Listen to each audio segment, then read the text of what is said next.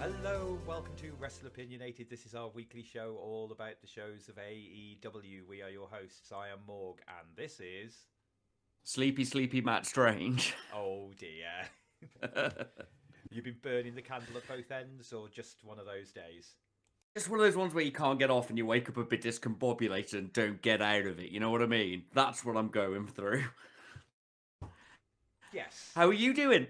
I'm all right. Good. Much the same. I'm just recovering from a day at work. Oh. Roundabout. I'm lucky I don't have that. Yeah, so should we talk about some wrestling?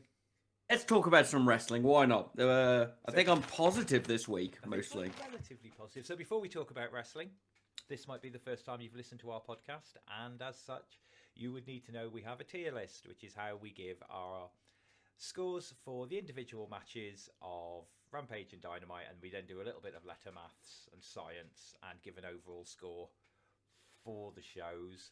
Mr. Strange, are you ready to explain the tier list? As much as I can be in this state. Let's roll. Fair. Right. I'm a sleepy boy. Right, okay, so you all know a good tier list. We work up through letters. Our lowest rank is a D. A D is a bad match, a short squash match that was just pointless, a bad promo segment where the wrestler doesn't get over. They come out every now and then. But yeah, we don't like having Ds, but they do come out. From there we get up to a C. Good segment, good match. Doesn't have to have the most story going on, but the match could be nice and crisp and clean, or it could be a bit clumsy with some good story going in, so you actually give a fuck. Good promo segments, get the character over, you know who they are, you know what they're about. C, it's good. Thereon, we go to B, match +1, segment +1. Those matches that are just tighter, cleaner, they tell a story in the ring, or you know the story going in and out. The promo segments just really sort of shine. Commonly, Miro, Mox, and MJF just get racks of Bs on the promo, so you know what we're looking at. A rank is the next one up. It's traditionally, hopefully, the best thing of the week, or best thing of the month. A matches are wicked. You know why the wrestlers are there. You know the story they're telling. They're nice, crisp, and clean in the ring. You don't look away. You can talk to your mates about how good it was. A rank segments are the same, but with words. A beautiful story or rivalry shown. For a little bit of cinematography, so I can walk away going, that character's fucking cool, or a massive prick. You know, face or heel. And then S, mystical, magical matches between ninjas and luchadors, and undead wizards and biker gangs, and clowns and Superman, or just a fucking phenomenal, tightly done, perfect wrestling match, which tells you everything you need to know, starting or concluding a story. That's not to say S-rank video segments and promos can't be perfect. Jericho's parody of Cody's sad training montage before their match, wonderful. So yeah, that's it. The rare moments that you talk to non-wrestling friends about, that's your S's. So D, shitty. C, good. B, very good. A, awesome. And S, magical. I woke up a bit for that. Let's see how this goes. Yay. So, moving on, time for the news. And I believe, Mr. Strange, you've got a couple of bits for us? I do. I'll start with the one I'm actually most interested with. NJPW promo, Ishimori, who I don't think he's a current cruiserweight equivalent champion, but he had been for a while if he isn't at the moment. I've not been on top with my NJPW, I'm afraid. But Ishimori's fucking wicked. Ishimori has called out Leo Rush. So we might get to see a bit more of that old Forbidden Door I'm so fond of. He's like a tiny little angry pack-shaped Japanese man who you would think is more cruiserweighty than he is, but he mostly just hurts people. It's wonderful. Awesome. I know what I'm about. And in other amusing news, famous commentator and barbecue sauce salesman Jim Ross is opening a weed farm with his family. Something for the family to do. It's a terrible gateway drug and it will never be over here in the UK. But I thought that's quite interesting. Yeah, I saw this as well. It was a bit of an interesting news. I'm wondering what barbecue-flavoured weed's going to be like. Interesting thing. I suppose you can round out your barbecue with a lovely brownie. Ah, yeah, I thought that. Yeah, It's a herb that you can use in any meal. Right. Social media. Have you got something for us this week? I've got a little something. It wasn't necessarily for me, but the Elite did put out their Halloween special Elite game, obviously a parody of the ever popular Squid Game, which they were not allowed to use the costumes of for Dynamite. Um, it's Kenny, the Bucks, a few others fucking about in a Squid Game parody. If you enjoy their dumb shit, you may or may not love it. Worth a watch either way. It's like 15 minutes. Yeah, Not going to hurt. I plan to watch that and catch up.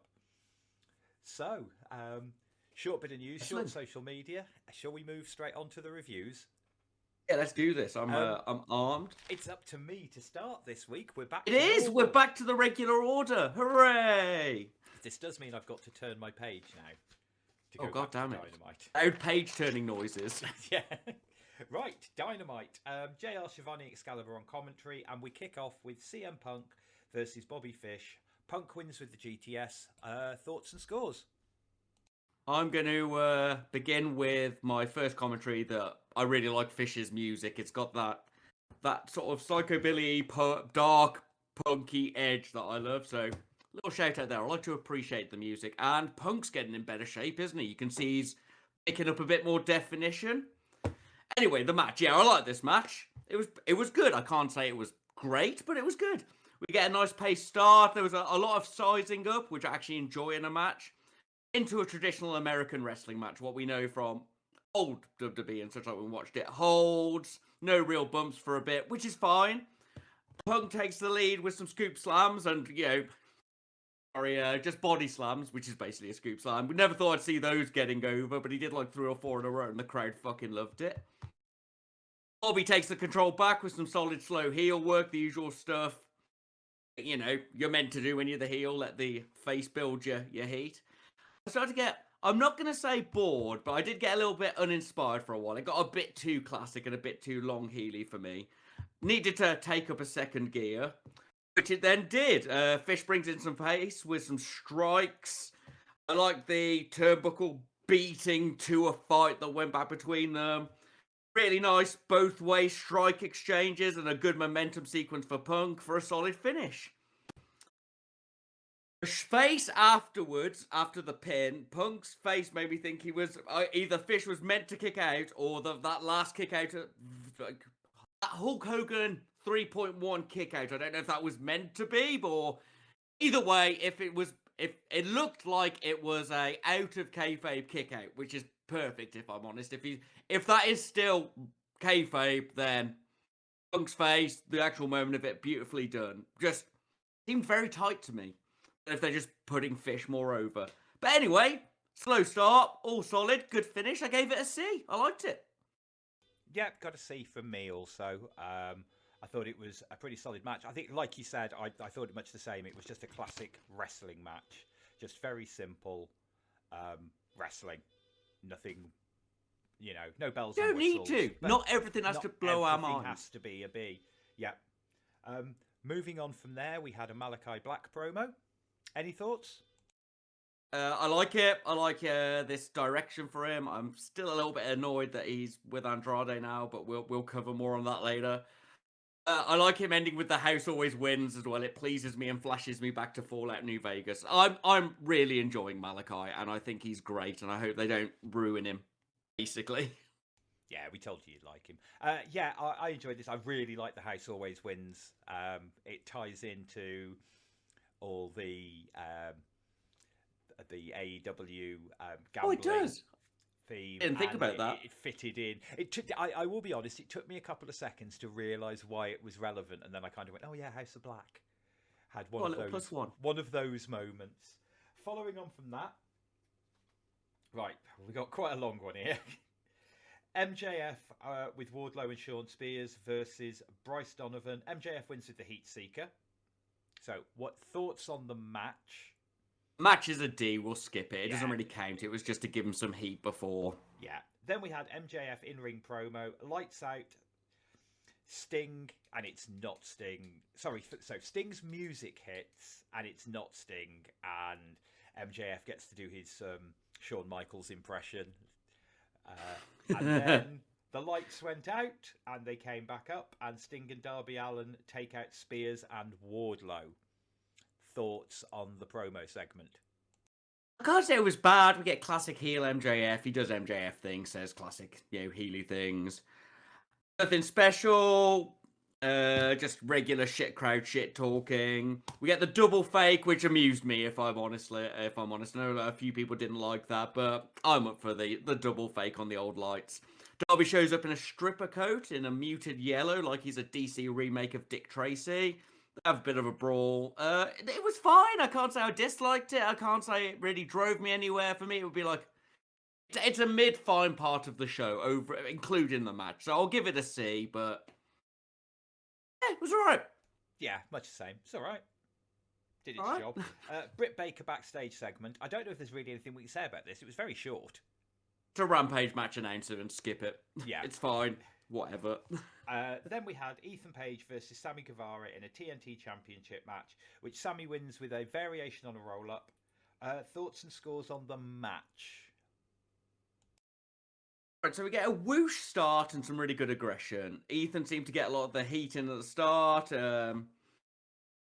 But he gets a lot of the beating, but he's got a lot of health, and then we get back actually into the match start. Some solid exchanges of every kind. We get some flippy shit, we get some striky shit, we get some slams. It's all solid, constantly solid, nice pace. It opened with such rage and fury that seemed to sort of peter out. I always give +1 for a Spanish Fly. I can't help it. I love them, and I know other people hate them, but they're one of the best. We get a good heel overpowerment by Page near the end, which almost made it seem like he could win. It was good. Technically, it's a B. Like, all the wrestling was tight, the story was tight, everything was cool, but I don't know, it feels like a C to me. It felt good, but not like, oh, that was good. Like, oh, that was good. It's all right. What did you think? Win me over. C. I also gave it Right, okay. It's not just me then. Yeah, I thought it was good. It was solid. It didn't wow me as much as I think I was hoping it would. Yeah. It was just a good, solid match. And again, a C isn't bad. No, a C's good. Yeah. I'm not disappointed with the segment, but I won't be talking about it next week. So then Scorpio runs in and attacks Sammy. In a circle for the save, and then we had a Jericho in-ring promo. Thoughts? Jericho looked weirdly emotional going into this. I was wondering if something weird was going to happen, but I think he just suffers from red eye a lot. Multi-tag announcement. It's a meme fight, obviously. We're expecting them to pick Dan Lambert to be on the team. Didn't really do much for me again. I think because we've been seeing this every single show now for quite a while. I'm a bit bored of it, but the crowd seemed into it, so I can comfortably give it a C, going, might not have been for me. Those people loved it. Okay. Following on from that, Bryan Danielson and Eddie Kingston backstage interview. Fight, man! I love Eddie, but Danielson's no-selling face of his shouting and his Eddie rage was good. I liked it. Good build for your opponent from B-Dan. He can't help it, can he? He has to always say how great they are, etc. Yeah, good promo segment. Once again, C-section again. I don't think it really went anywhere. Would have helped if Danielson wasn't shouting after Eddie had gone, I think.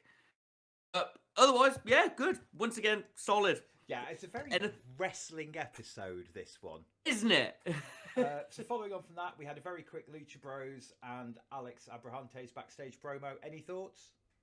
It's just the pay-per-view out, solid enough, I guess.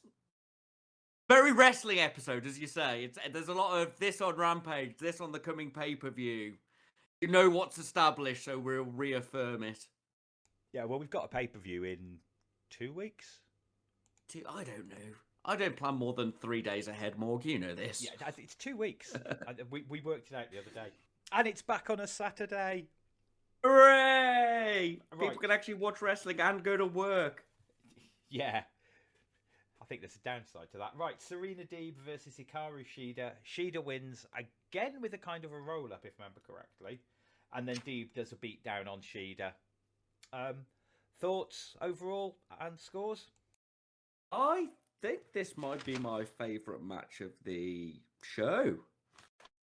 I really enjoyed this. Shida brought in her trophy, which made me laugh. We get a really aggressive technical start between the two, and they've Got more chemistry than they've had before in the ring, if you ask me. Caught my attention in the beginning, basically. They just went at it. Really good paced match. Definitely the best one paced that far. It had fight energy. I'm going to give a little +1 for Shida. Shida's really good during submissions. She actually sells it like she's in pain. Sometimes you see wrestlers just sort of, doing the silent sort of, oh my, what I mean translates through sound alone there. Where she's fucking kicking and screaming. Really good. Deeb got some good heel heat. I love the fact that Deeb always works limbs. Like, whenever she's working something, she's like, that leg. Ba-bam, ba-bam, ba-bam. Shida's running slide into a Judas effect was wicked. Some just great exchanges, counters, slams, and strikes. Use of terrain, ring awareness. I like the turnbuckle figure 4 Deeb did on the outside, and the fact she always goes to 4 on the count is great. Deeb rolling knee strike into the single leg crab was fucking a wonderful counter.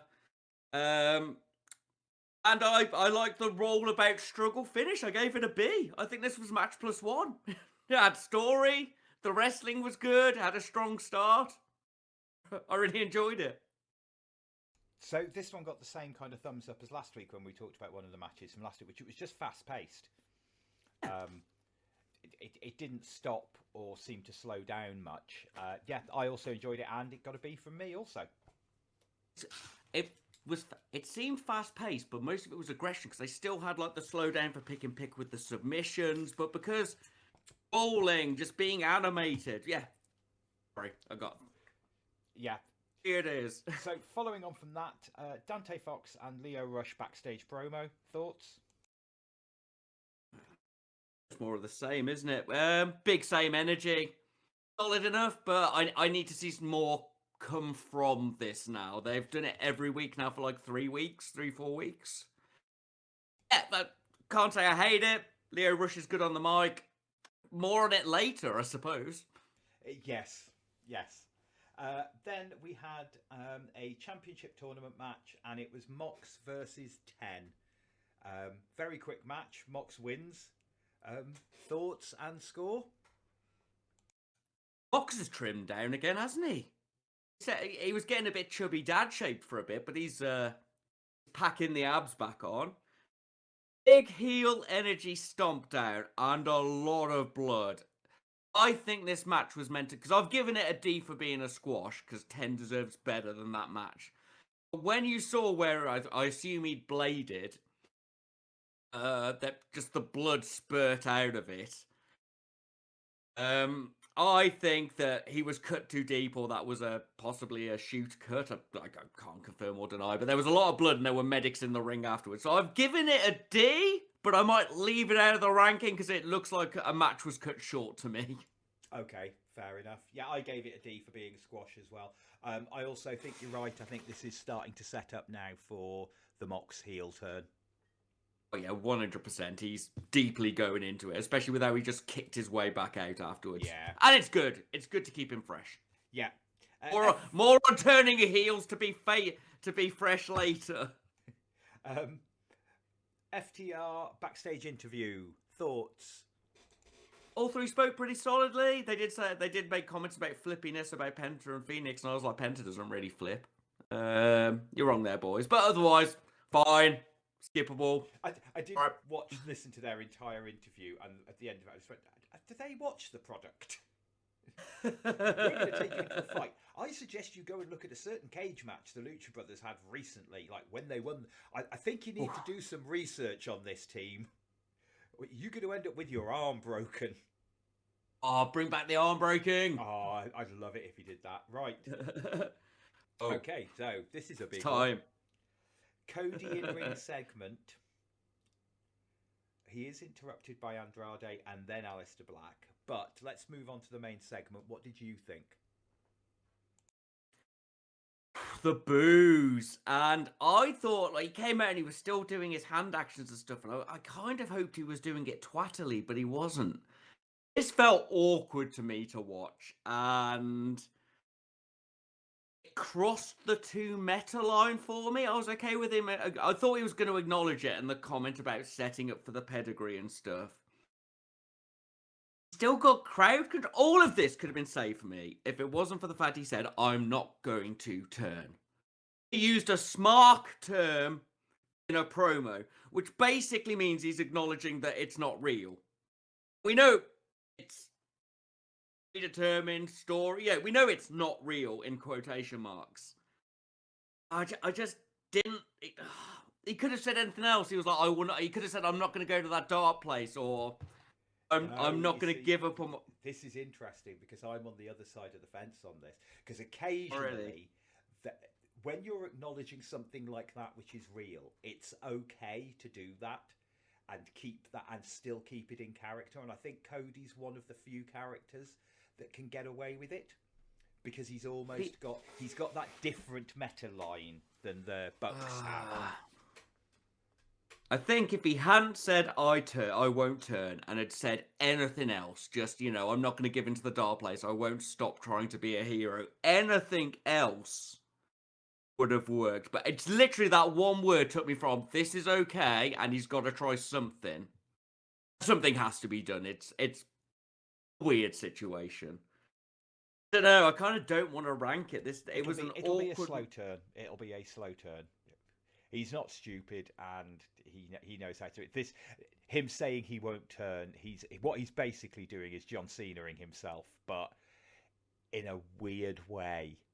The thing is, John Cena, as much as I hated Cena's Reign of Terror, Cena reveled in it. Like, I remember the last time I properly watched a WrestleMania. Like, I've watched it with you, but when the last time I sat down with my heart and I was like, I'm a kid, I'm going to watch WrestleMania. John Cena was being booed after winning a match, and he went to this corner of the ring where everyone was wearing "We Hate John Cena" shirts and holding signs saying "Cena sucks." I did leant back into him, muscles blazing, big fucking grin on his face. And they all cheered. That was the other thing. The fans were a bit... By then, the fans were in on it with Cena. Yeah, exactly. Because do you know who got the money from the Cena Sucks t-shirts? Probably a charity. No, it was John Cena. All right, okay. As in, they were his merch. That's more what I meant. They weren't generic WWE merch. They were John Cena merch. The fans were in on the joke with Cena for a long time. Even when he did a promo once and said, how about I do a little heel turn, and just sort of moved his foot, and the crowd cheered. But they were all in on it and then just burst out laughing. And Cody, he's not in that place. He's not happy. Like, I watched the final episode of Roads to the Top. I've watched the first and the last.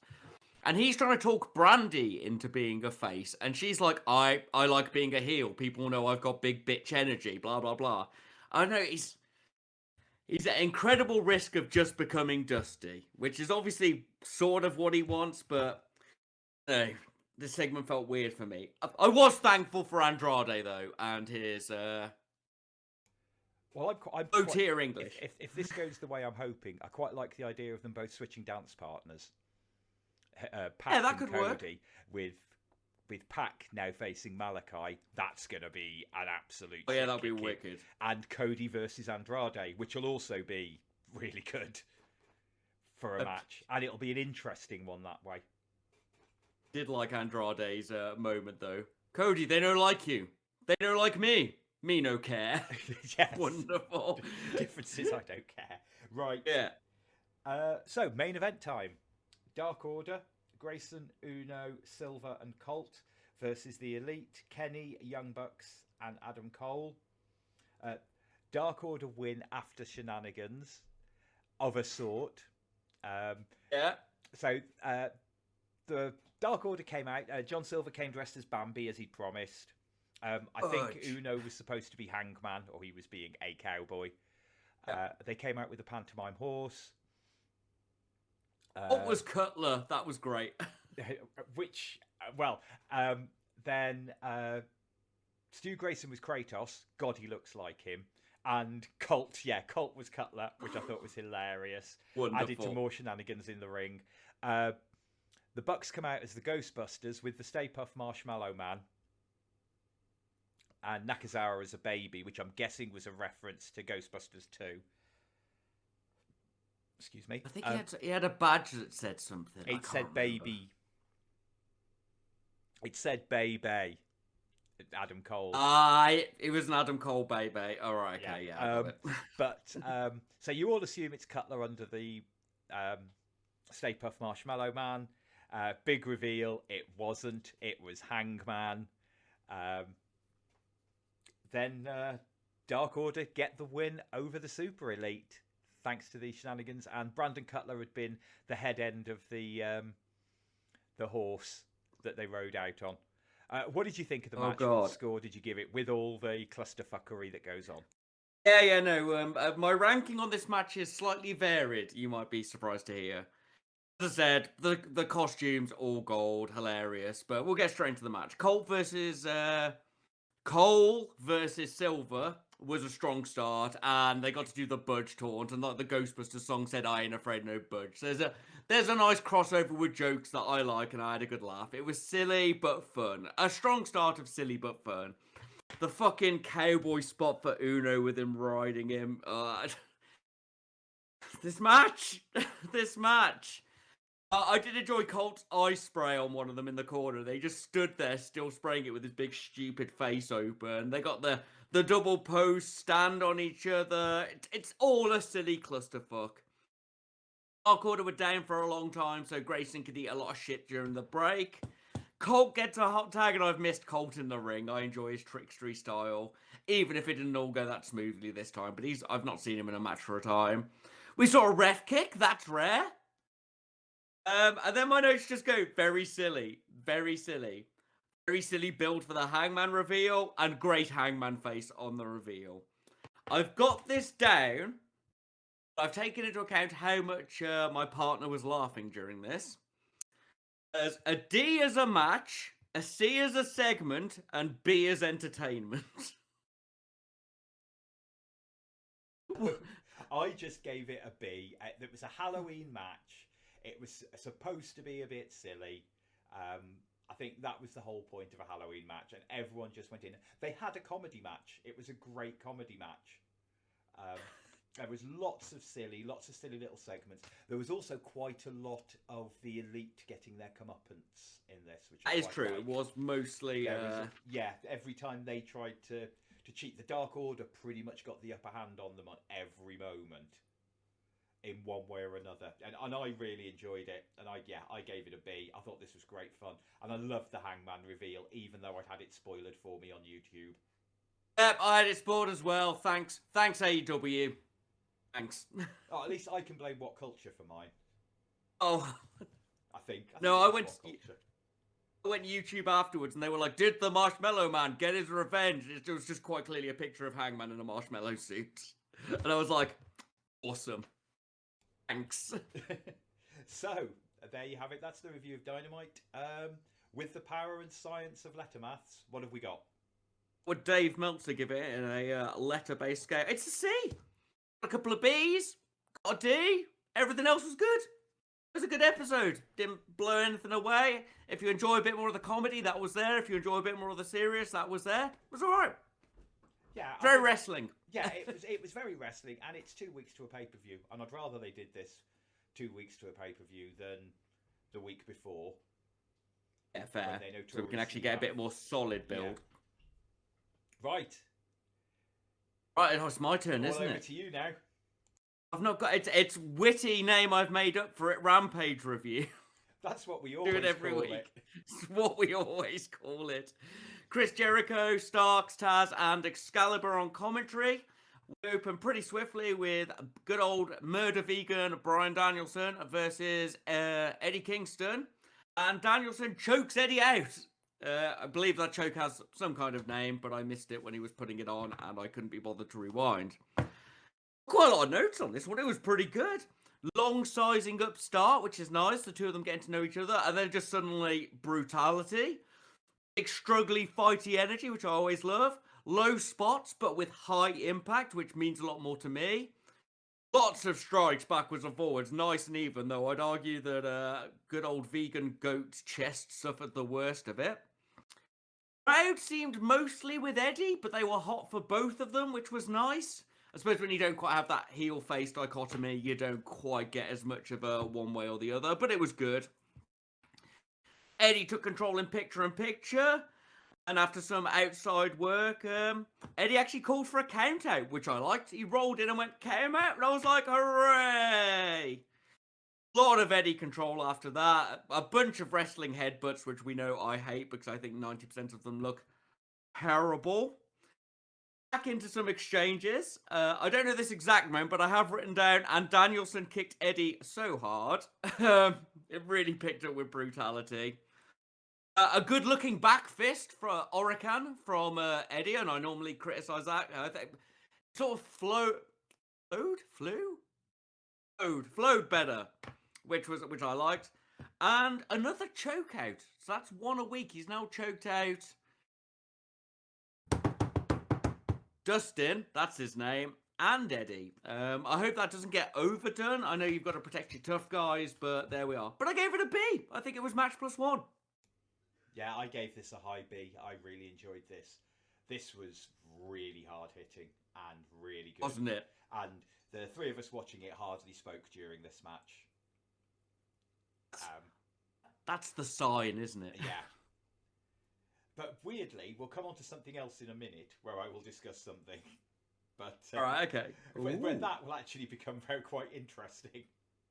Yeah, I put high B on this. I really enjoyed this. I'm willing to go with you. You know what? I'll put a little plus next to that B. I'm with you, Morg. You've convinced me.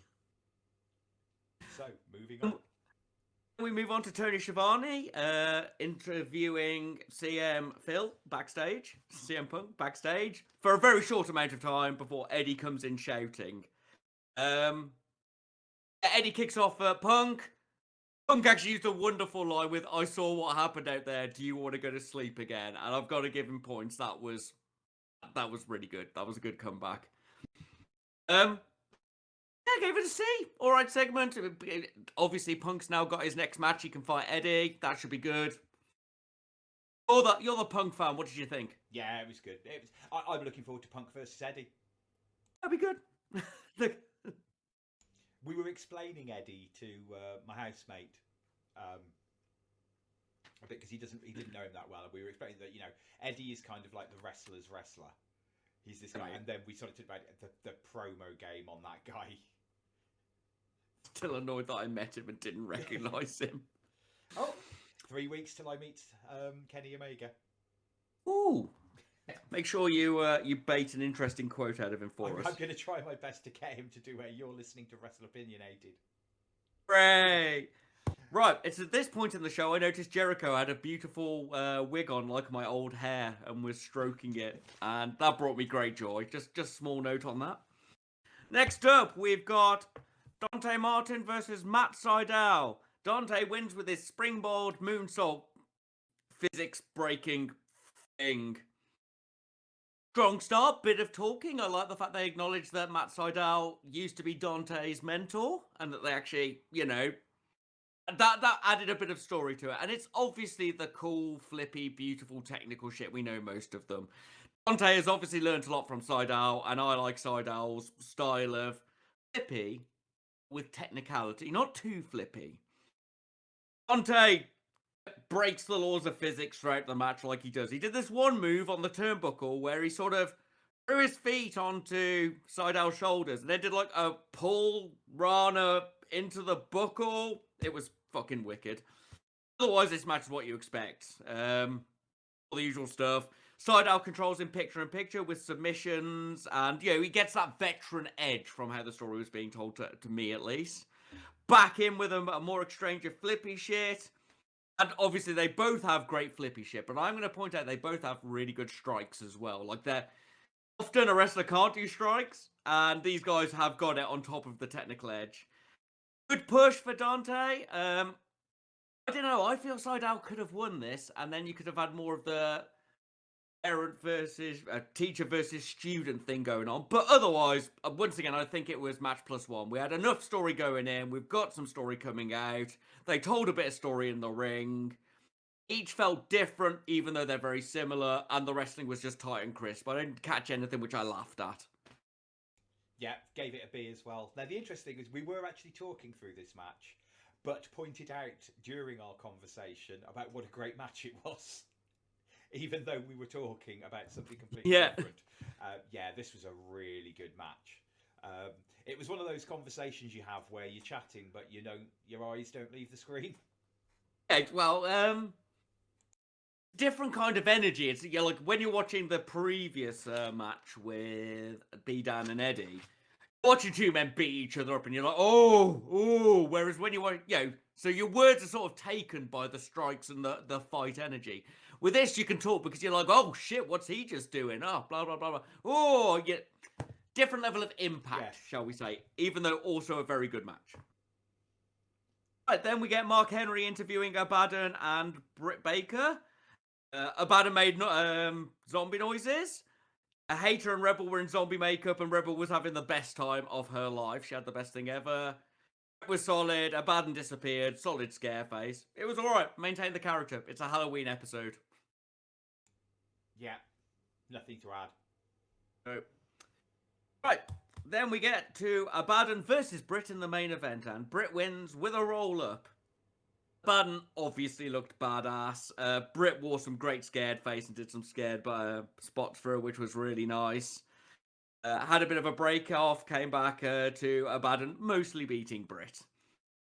Abaddon fights off Britt's girls with some weak strikes. I've got to say she's got to work on those punches and elbows, if you ask me. Swinging net breaker got I am the tabled, and then a suplex got I am the tabled as well. Bit of a struggle over some pins. Britt did a chest curb stomp thing, which was pretty fucking sick, and Abaddon sort of no-sold it, which was also awesome.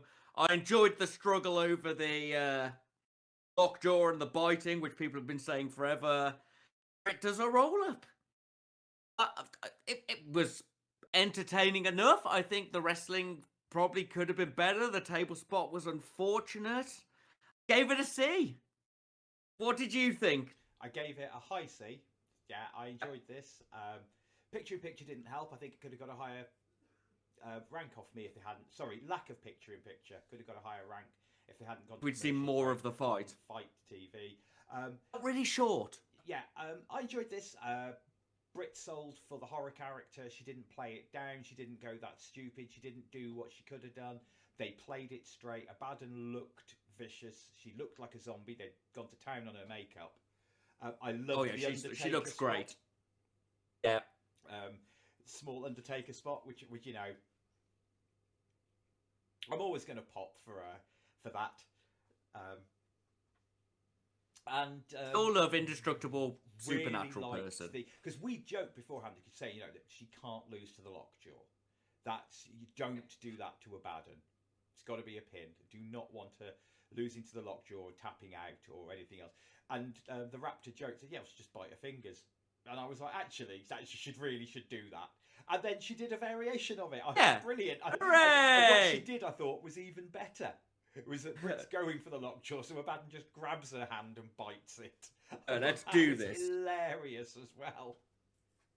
So yeah, I really enjoyed this match. I think I could have done with it just being a little bit longer, or seeing a little bit stronger. A little bit stronger, longer, and I think Abaddon just needs a little bit more tightening up before she's thrown into anything like a pay-per-view main event, shall we say? Yeah, I mean, she's still sort of dark character anyway, so she's still undercard. But yeah, all in all, quite a good Rampage, I thought.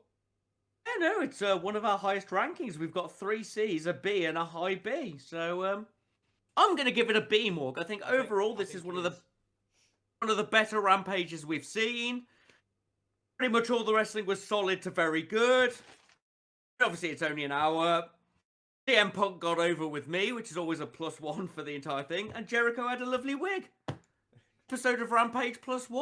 Rampage +1 for Jericho's lovely wig. So there's just something about a man with long grey hair, I'm just saying.